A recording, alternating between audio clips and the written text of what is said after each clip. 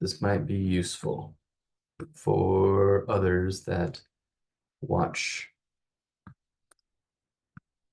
replays. So,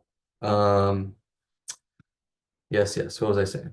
Oh, I got my vision training in this morning, and one tricky thing with all of this, if you're trying to improve your vision, is that you got to do it with your glasses off. Your corrective lenses have Right. to be not used. So, um, finding ways, because I wear contacts, to work around the contacts, is tricky. Because what I don't really love doing is taking out my contacts in the middle of the day, doing vision training, and then putting them back in. It's Yeah. just like, it's not a big deal. It's just, just a pain in the butt. So, best thing is to get 2 training sessions in before and after I take them out for the day. So, before I go to bed, and when I wake up in the morning, like first thing. The third one is the tricky one. Uh-huh. Yesterday, I did not get it. I only got 2 in. So I only got 20 minutes of training in, but that's better than 0 minutes. Yes. Yeah. What Ah. if Oh this yeah. for too much, I can This change is it too back. much for me because there's a delay. Okay, no It's problem. it's like, yeah. Plus, Um, I'm just gonna go back to but before I forget, are you gonna change the time? Because the time zone changes except for me and you next week. Dang it. I totally forgot to put that. We haven't voted on it. So, you're Oh, talking for about this. neuro Also recovery. for Thursday, but also for this. Man, that's a good question. Because normally this is at 9 a.m. Pacific. And so if we spring forward and keep it at 9 a.m. Pacific, that would mean I have to get up earlier. Yeah. I would prefer to keep it at the same time, so it would be 10 a.m. Pacific. I I know would that very would work, much prefer that too. I know that would work better for you. Yeah. Um, okay. I gotta make a note to check on all those things because I think in the community, it's just set up in the calendar. Let me just click on Yeah, it this. says 6 a.m. for next week. That's why I was asking.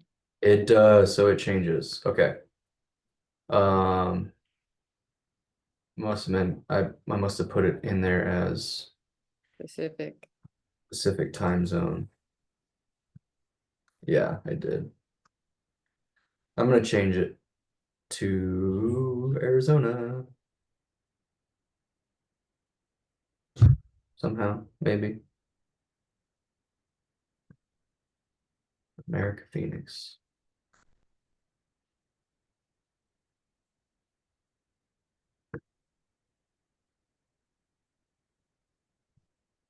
Oh, and then it just changed it to 9 a.m. I don't know why I did that. All right, so um yeah, I would prefer it to be at 10 a.m. That's better for my child schedule. Oh, good. Yeah.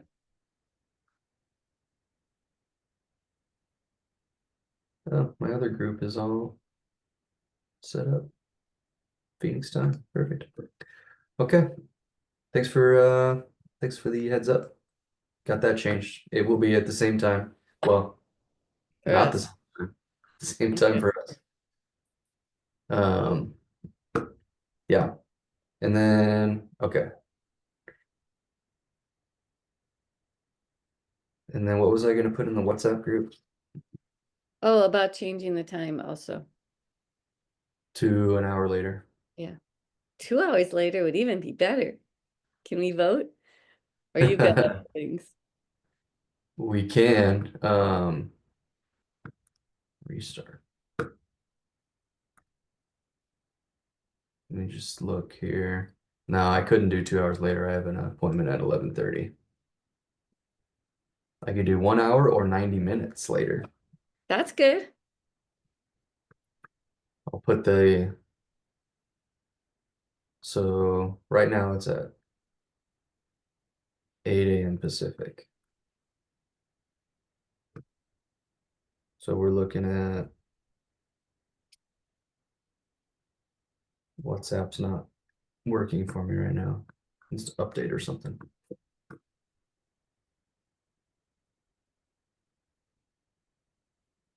Okay, where'd it go?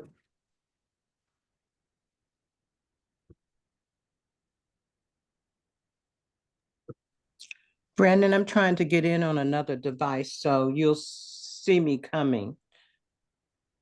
All right.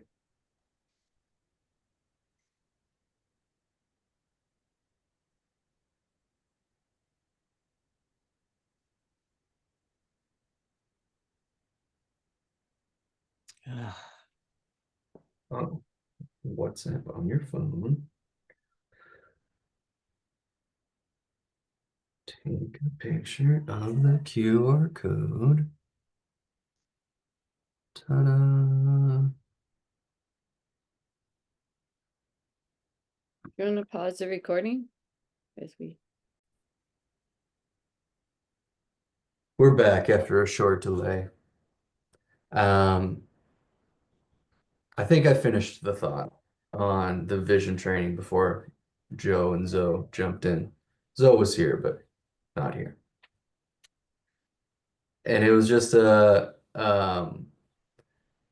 yeah, it was just a thought that it can be hard if you wear contact lenses or glasses to find a good way to split up your training into multiple times. Like 3 sessions of 10 minutes. Um, I personally find it hard to get that middle session in because I have to take my contacts out, do my 10 minutes, put my contacts in, and that's annoying to me. So, yeah, trying to find a way to make it easier. We'll get there. Can we talk more about this 10-minute limit Yeah. or like session side of it? I guess I think about different vision drills randomly throughout the day. So I feel as though I do a lot of shorter things. And is that handicapping me? Like I should be thinking of No, my vision drills being a much longer session. no, no. You can do it as frequently as you want. You can do 31-minute sessions a day if you want. That's fine. You don't wear corrective lenses, do you? No, total benefit to that whole contact thing. I just, Yeah. because of what I learned about vision, I stopped wearing contacts. I quit wearing my glasses, and I really have never gone back since. And the only reason I Great. would be because it says I'm supposed to wear them on my driver's license. But now I really realize that it's because of my eye checking out when they put my head in that thing. It has nothing to do with my very tiny prescription. Yeah, so you're fine. That's great. You can do it as often as you want. It just becomes a challenge when you wear contact lenses. Specifically, like glasses, you just take them off. It's easy. But no, there's no the it's actually probably to your benefit to do more frequency with a smaller time duration. Because you're just, in a sense, you're just continually reminding your brain and your eyes to perform at a higher level. Does that make sense? Yeah. It's the repeated bout effect in strength training is that's what it's called. Like and that's why you want to split it up. Like 10 minutes 3 times a day is kind of like the minimum amount of frequency. Hmm. 6 minutes 5 times a day is probably better. 5 minutes 6 times a day is probably even better. You get what I'm saying? Mhm. 3 minutes 10 Oh, times a day is the bomb. I would think that somewhere between 3 minutes to 6 minutes, many times a day is probably like ideal. I don't know that. I don't think there's any research out there on that. I haven't seen any. But what they have found in the research is that 30 minutes, 25 to 30 minutes is ideal and more frequency is better. Like 25 to 30 minutes all in one shot, not as good as 3 times 10 minutes. how about like doing, is there a difference between doing 1 or 2 exercises for a longer duration versus skipping around and doing different things for shorter duration? Yeah, it's a good question. It depends on your eyes and where they're deficient. So if you have a really hard time with convergence and that's like your number one skill that's lacking, you probably want to spend more time on convergence, assuming that you can do it without causing undue threat. Leveling up that skill will improve everything else tremendously rather than jumping around to a bunch of different skills, you know, and um, not necessarily avoiding the convergence, but you'll get more benefit by focusing on that one thing. And it's just like any, again, we're talking, well, let's talk biomechanically first. Your eye muscles work like any muscle in the body. So you need some exposure, you need some tension in order to create like physiological change in the muscles to make them stronger and more um, more stamina, right? So you got to work them out. The neurological part is kind of like think about it like creating new habits or new pathways. You need repeated exposure to it. The length of time is not as important as the frequency in that respect. So look at the cube more often during the day, not so much more often at one time. Does that make sense? Yeah. But muscles are muscles. Like they need some stress, some tension created in order for them to change. Um, but yeah, if you know you have a weak spot, then if you can work on it more, work on it more because it's going to improve everything. So in the convergence, layering down of not good at that, would then eye gaze stabilizations kind of going each opposite direction? Would that be improving and helpful for the convergence? Would that be like a step down? I mean, I know it's a step down from threat being a gaze stabilization.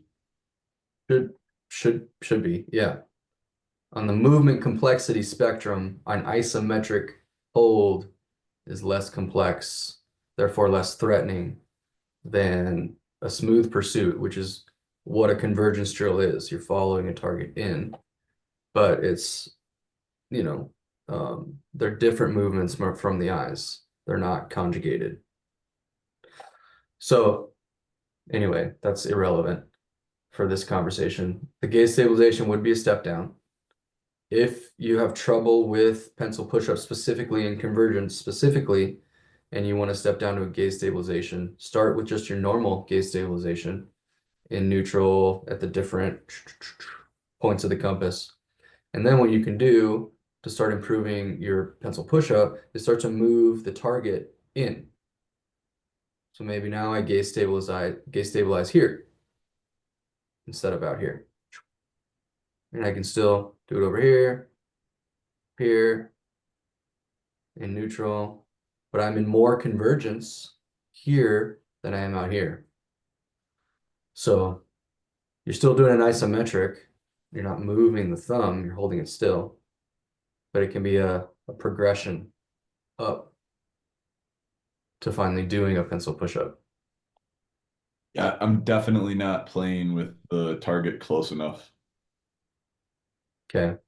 So appreciate those tips. Mm-hmm. Yeah, I yeah. didn't realize this was an isometric. Yep. Yep. Gaze That's stabilization very cool. Yeah. is good. Isometric. All those muscles got to be working together to hold that eyeball still. You have a Because way. most of the time, go Oh, ahead, go ahead. Sandra. I was Trying gonna to. say most of the time that our eyes are always moving. They're almost never standing still because we just have like a small amount of spot in our vision that's actually clear. It's called our foveal vision. Everything outside of that is kind of actually blurry. Our eyes don't really see it well, but our brain paints in a picture. But when we actually stabilize, the brain kind of just like washes out the rest. So our eyes, or our brain, excuse me, needed to constantly update that picture. So our eyes are usually doing these small little movements called microsaccades all the time, update the picture for our brain. So when we actually gaze stabilize, remember the Troxler effect or the Cheshire cat or the pink dots. You stare at the thing in the middle and the pink dots go to gray. That's usually what happens when you can stabilize really well. But not a lot of people can do that. Well, I couldn't do it at first. It was hard. Is there a way, like a systematic way to figure out which muscle might not be working so well? Yeah, I would start with the big H. Mm-hmm.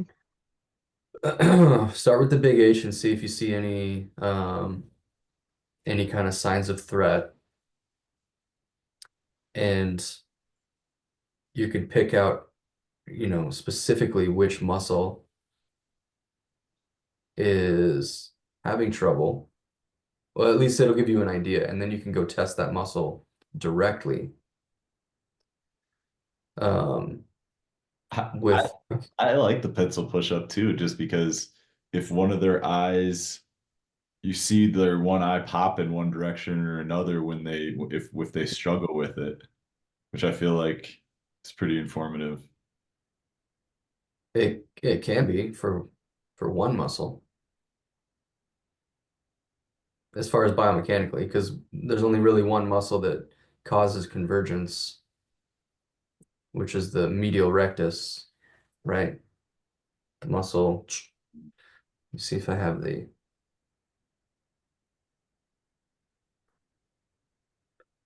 Um, but Sandra, you could use the big H or the I circle, and then when you see the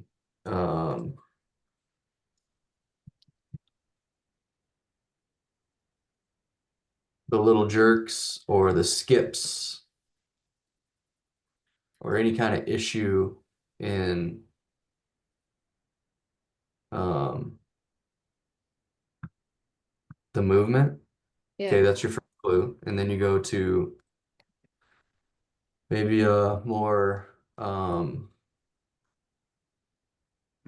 specific gaze stabilization or smooth pursuit.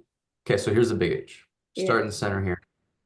As your eyes move to the right, the red ones are active, blue ones are inhibited. Okay, so lateral rectus going to the right, medial rectus for the other eye. And when I go up, that's going to be superior rectus. Going up here, inferior oblique,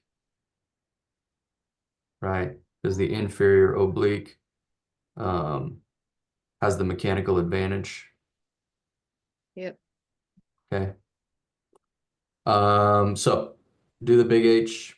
I see my left eye going wonky as both of them go up. I'm thinking, oh, okay, maybe I have an issue with the inferior oblique. Let's go through. They all look pretty good. All right. So then how can I test that further? Well, I might do some gaze stabilization up and to the right, maybe some smooth pursuits just going that way. Saccades, you could test all the different eye movement drills. You can also think about if there are other issues elsewhere, cranial nerve dysfunctions. So think if I have like all sorts of problems everywhere with one of these eyes, going in, going out, not going out, sorry, going in, going up, there's a possibility that's a cranial nerve issue, right? Because all of the muscles except for two are innervated by cranial nerve 3, right? Yeah. The only ones that aren't are the lateral rectus, which is cranial nerve 6, and the superior oblique, which is cranial nerve 4, right? So, Pencil push up to the middle is 3, and then pencil push up to the nose is 4. yep, correct, Amanda. Wait, Cool. isn't the opposite? Pencil push up down. Oh, down. Yeah. I, So going, I was always thinking that was 6. Mm. what's that? I was thinking this was 6, No. but that's my note system. So superior oblique takes the eyes down and in, right? It's up here. It pulls the back of the eye up, pupil down. That's cranial nerve 4. This is a really good like down regulating drill. We use this as one of the first drills in the long COVID program. Converge and hold. Bring it in like 3 to 4 inches in front of your face and just hold it there for like 8 seconds and then blink. It's a nice little reset drill. Calms people down. Most of the other muscles, like a pencil push up here, is going to be medial rectus. That's cranial nerve 3. The only other muscle that's not, okay, so if I go this way, this way, this way, this way, this way, those are all cranial nerve 3. The only one that's not is the lateral movement from the lateral rectus. And you see I covered my eye because this is medial rectus, cranial nerve 3. This This lateral rectus, cranial nerve 6. Yeah. So, you know, we're getting a little into the weeds, but it can be useful if you want to figure out, do I have a cranial nerve problem or is it a muscle problem? If it's issues with like all the movements except for down and in or out on one eye, and it's like, all right, I probably have a cranial nerve number 3 problem.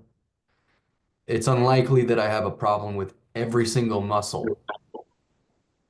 except for the ones not on cranial nerve 3, right?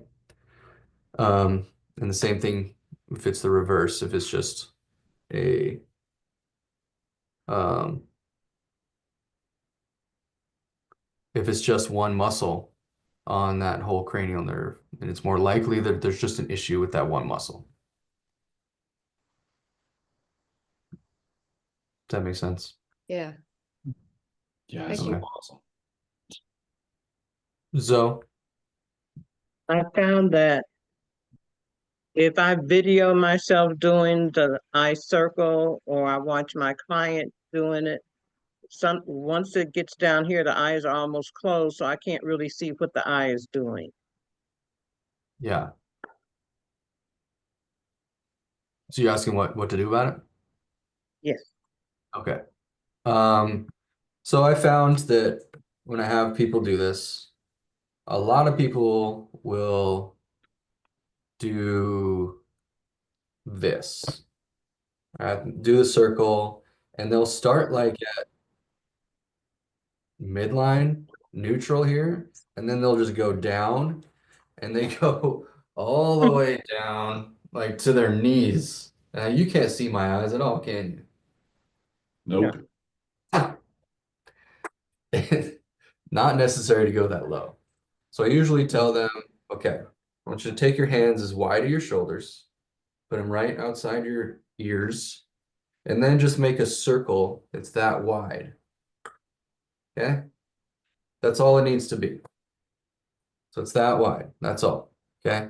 And so then when they go down, can you see my eyes there? Yes. Yeah, much easier. And they're still down. If I go lower, Mm-hmm. then I'm starting to get really low. It doesn't need to go that low. So it's just partly a cue from you to get their target up because it doesn't need to go that low. Gotcha. Okay. Can you see Yeah, my, you can't see my eyes. hold on.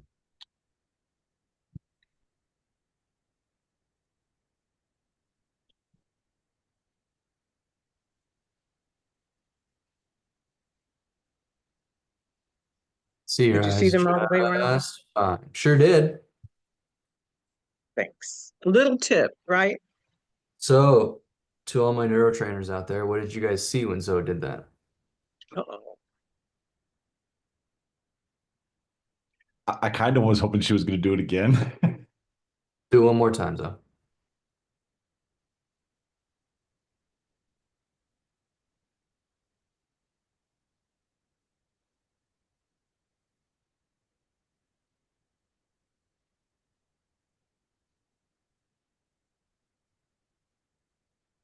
She doesn't go up. Yeah, could have went a little higher up, but that's okay. Um, I would, yeah, probably correct that. Do one more time, a little higher with your pen. Start higher. There you go.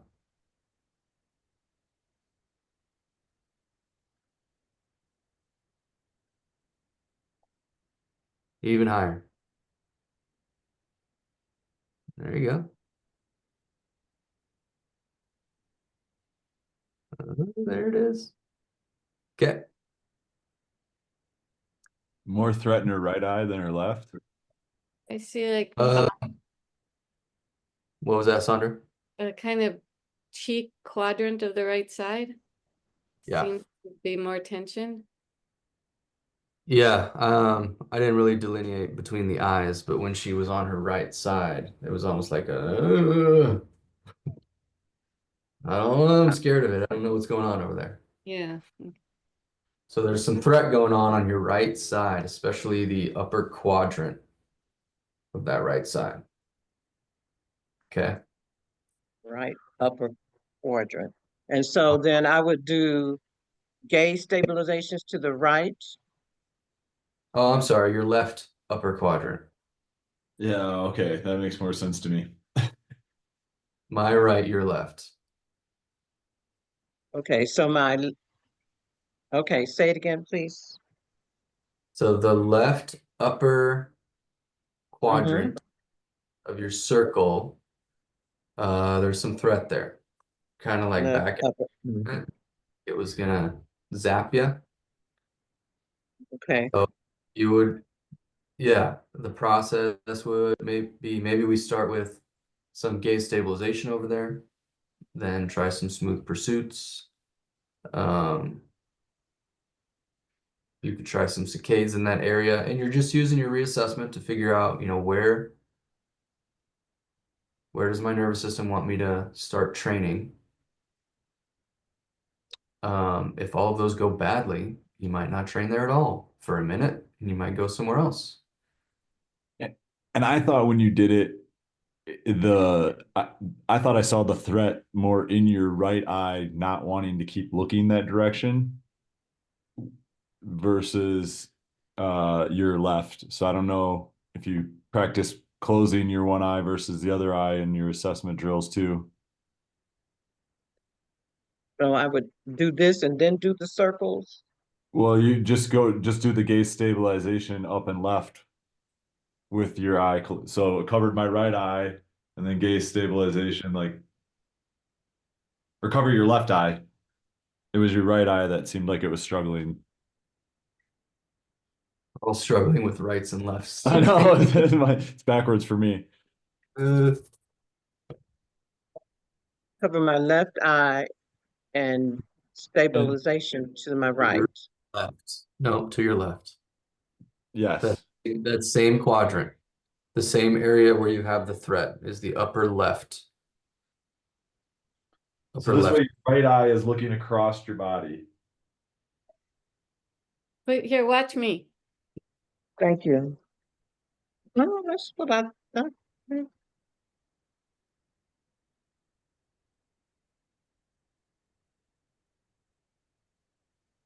Was at your left. Other eye.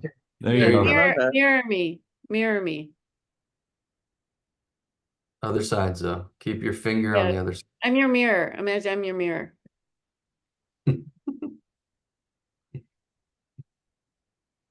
Yeah, There. you got it. You got it. I had a brain glitch. It's perfect. Okay. This is very helpful. Thank you. You're welcome. So just, follow your reassessment. When we're talking about changing our vision and this whole challenge thing, like these are great ideas for you to get better results faster, right? If we can point out the areas of your visual movement, your eye movement, which is what we're working on right now, and correct those threatening areas, right? Instead of doing like a whole circle, you can skip the Mhm. and you can just go right to the gaze stabilization, the smooth pursuit that you already know you need that's going to give you the best reassessment. That's just how you get there faster. Like the drills that are in the program, they're kind of just generic drills for everyone, right? They're the squats, the push-ups, Mhm. chin-ups that everybody needs.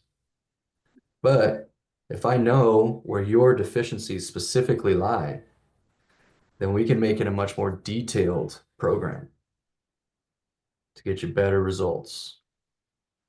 So how you would even do that on your own is just the same process, right? And filming yourself is such a good idea. Film yourself doing a circle, point out those little areas. Like for Zoe, when she's up here to her left, it's kind of like I don't like that very much. It was pretty clear that there's something going on up there. So then, okay, cool, we got a clue. Let's investigate a little further. Let me do some drills, like some gaze stabilization. You could even do little circles right here, right? And test it. And you may get a much better result by doing it just right there instead of the whole thing. That's kind of what we're looking for. It's like, how can we kind of shortcut the process? Sandra, did you have a question? Well, observation. I discovered that vertical saccades on the right side were a huge high payoff for me. Nice. I know, like, they talk a lot about vertical saccades for midline cerebellum, Uh-huh. but then they were okay. But then I did it over here. I was like, whoa. So here's the thing about the midline cerebellum and the eyeballs. Where do your eyeballs live? Midline. The midline. Mhm. Yeah, they're just right off the midline. So essentially, and we can get into more and more detail, but basically any eye movements are going to have an effect on the midline cerebellum.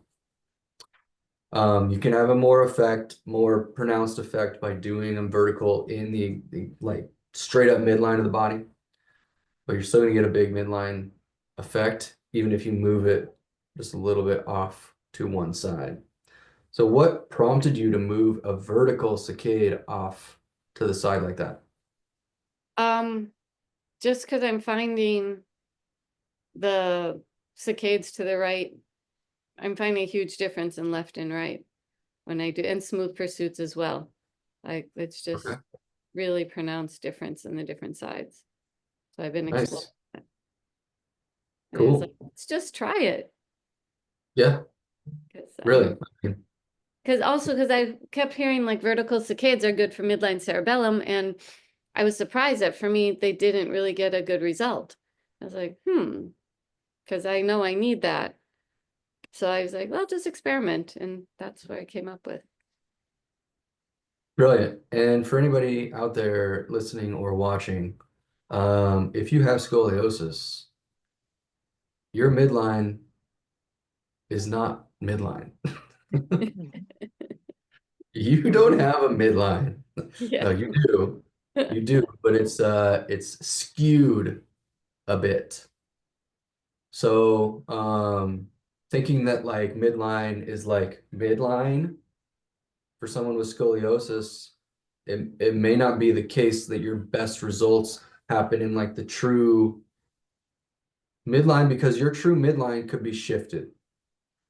Like if you were to hang a plumb line from the top of the crown of your head, your midline might actually be shifted a little bit off of where the like real, or I don't know what the word is, but the actual midline. It's not the true midline for you, right?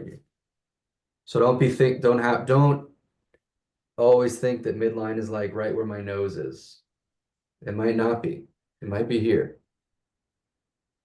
So that's why I asked, was because I know you do have scoliosis, Yeah. and I found that in my work with people with scoliosis, that anything that we do midline shifted a little bit can be really helpful. So like another example of that, like a little bit different approach to it, is shifting like the neck, the cervical spine, or the thoracic spine,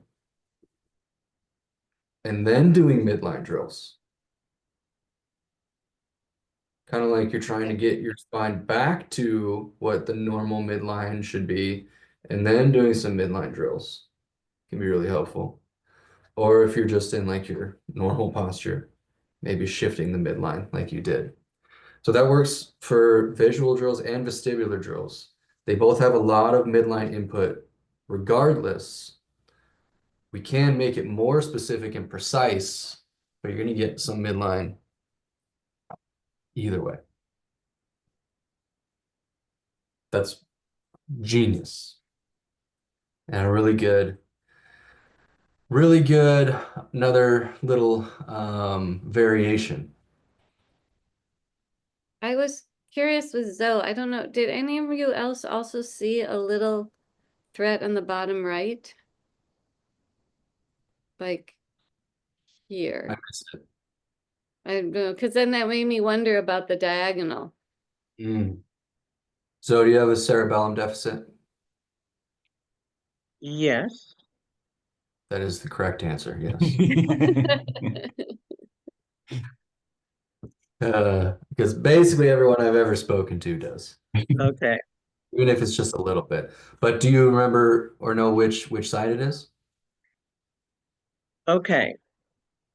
I think it's the right. However, sometimes I can make both sides are just as even sometimes. Okay, cool. So I don't know if that means anything, if I'm just adapting because I do it so much, or Means you probably have a midline problem. Ah, if it switches often, Uh-huh. um, it's usually going to be a midline issue. Wow. Midline first. Yeah, I didn't pick that up for 2.5 years or 2 years or so. So it took me a minute. Okay. Well, I just Uh, thought it was because of my dancing that I was able to even it out. You yeah, know, it's just like learning a movement. You just do the movement the right way. sure. Yeah. However, There is mm, some truth in that. okay. That's a good frontal lobe can help you with that.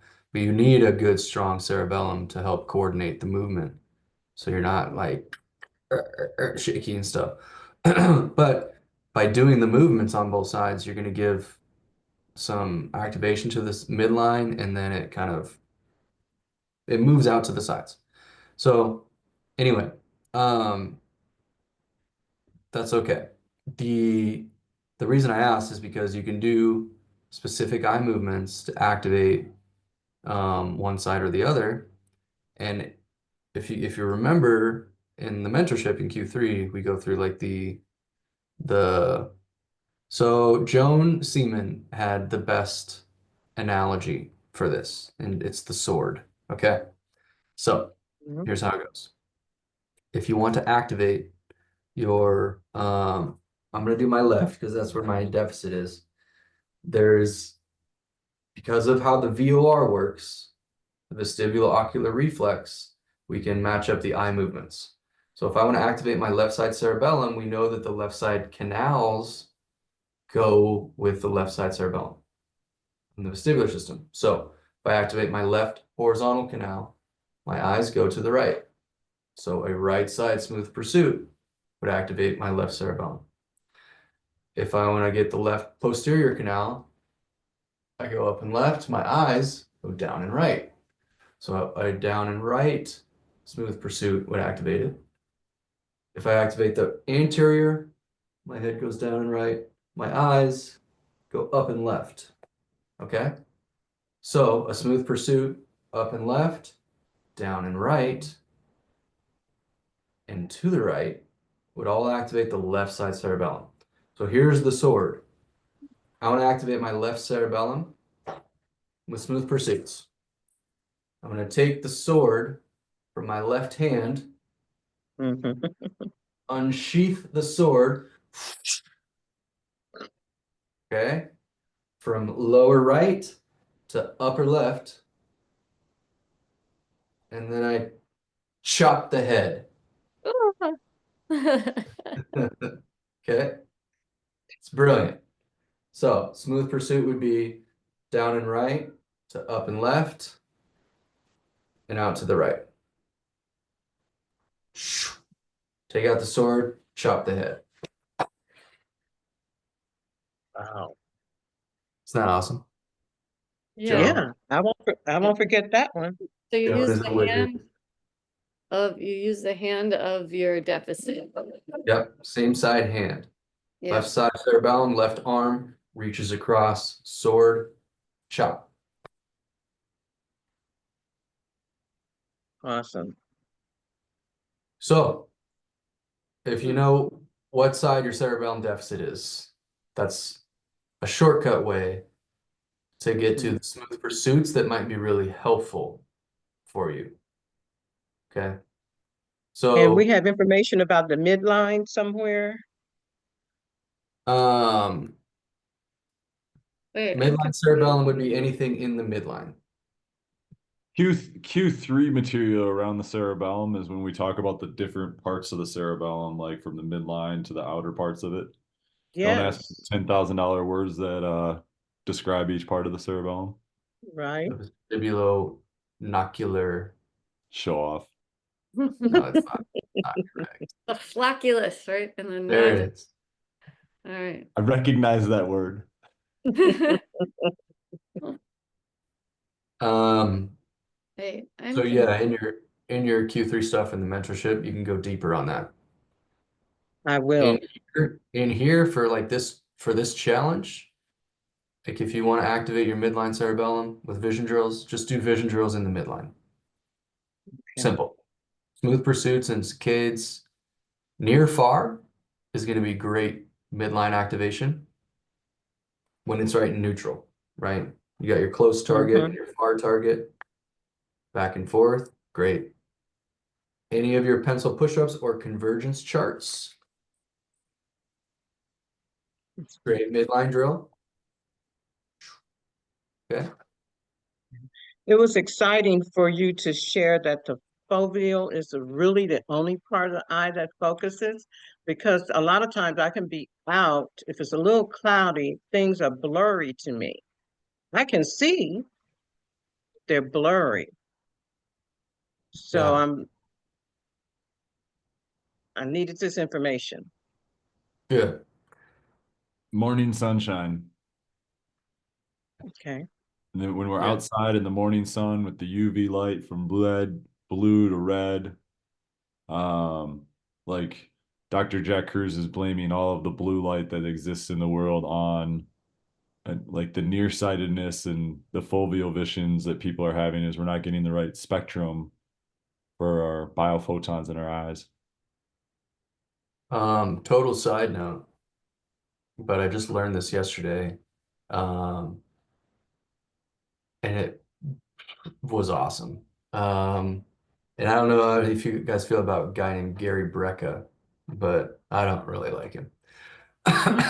But he said something really smart yesterday. Um, that I just like I think he's a little, like a little scammy, creepy. But anyway, my opinions don't matter.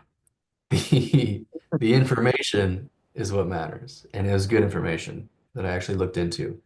And it was about methylene blue, which is a really powerful supplement that is helpful for cellular energy and respiration.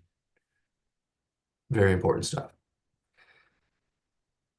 Methylene blue by itself is awesome, but if you use it in conjunction with red light therapy, because it's a blue dye and it reflects blue and absorbs red, the colors spectrum, your red light therapy will be upwards of 600 times more effective.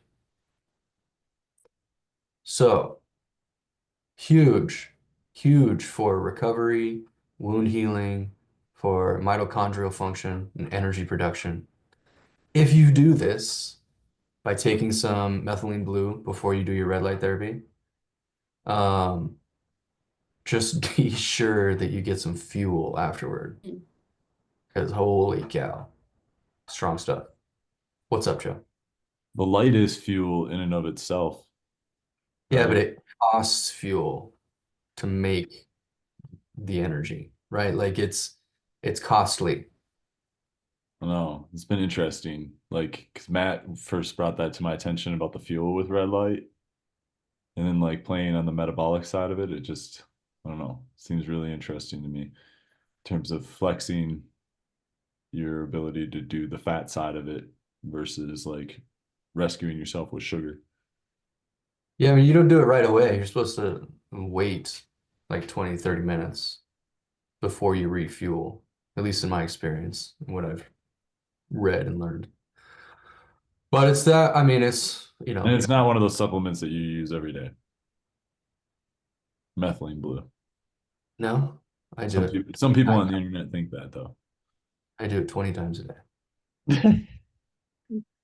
No, I don't. I actually don't know. Joe, you would know better. What is a proper dosage and cycle for methylene blue? Do you know? I, I don't know. I just know that there's a lot of people saying it works for everyone, and there's a lot of people being like, no, this is not for everyone. Yeah, I But don't like think how it. you decipher the difference, the only way I Um, do that is muscle test. Mhm. yeah, this guy, okay, so if anybody wants to go to at least the source where I heard it, it was on the Joe Rogan podcast. And the guy's name was Chase. It's one of the most recent episodes. The guy's name is Chase Hughes, and he's a neuroscientist. Um, small n, not capital N. So he doesn't have a PhD. but he studies neuroscience, and he was in the military, and his primary mode of study is like neuropsychology, and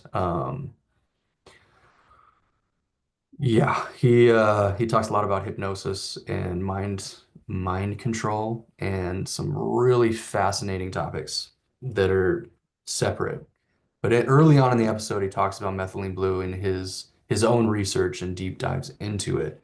And there was, and I'm forgetting it now, and that's why I bring this up, because there was a couple of contraindications for the use of methylene blue, like people that should clearly not use it. Mhm. But yeah, it's not for everyone, for sure. But I But found sunlight is. sunlight is for everyone. Well, Mhm. except for vampires. So, as long as you're not a I have vampire. a question before you have to go about this chart. Okay, we'll do Zoe's question. We'll get to Sandra's question, and then we'll get onward. I love it. Okay, The big on boy. the information, it says to get two of them. Well, But though why would there's I two. No, there's two versions. There's a two 20-foot versions? version, Yeah, which is what you have, and then there's a okay, 10-foot version, which is smaller. okay. I'm You wondering, don't need both. were they the same they looked the same to me. They're the same chart, but they should be like the 10-foot version should be just much smaller. Oh, okay. If you get two that size, then you can do your saccades with it. Good. Well, And you were some talking people, about near far drills, right? no, I'm ta just reassessing your vision.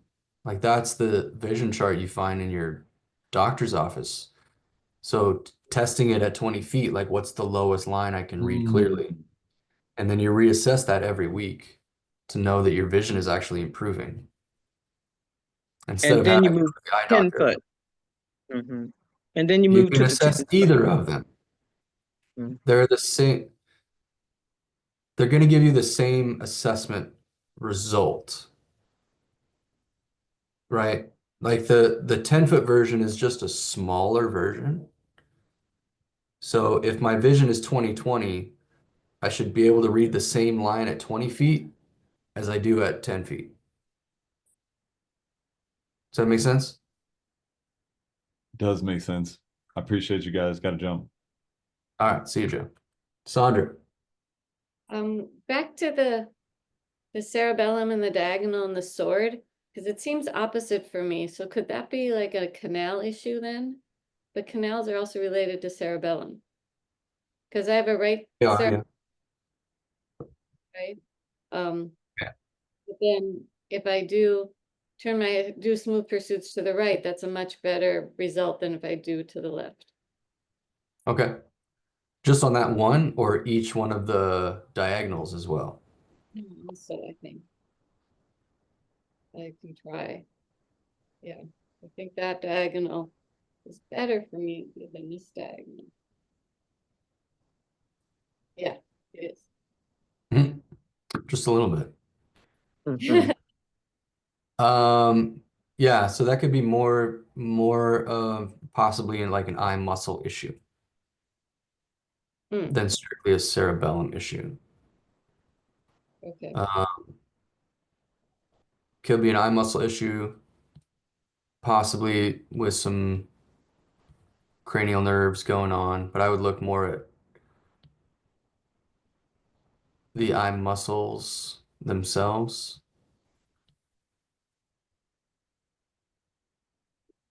You have like always right cerebellum. It's not like more of a midline or anything. It doesn't switch ever. Upper body seems Okay.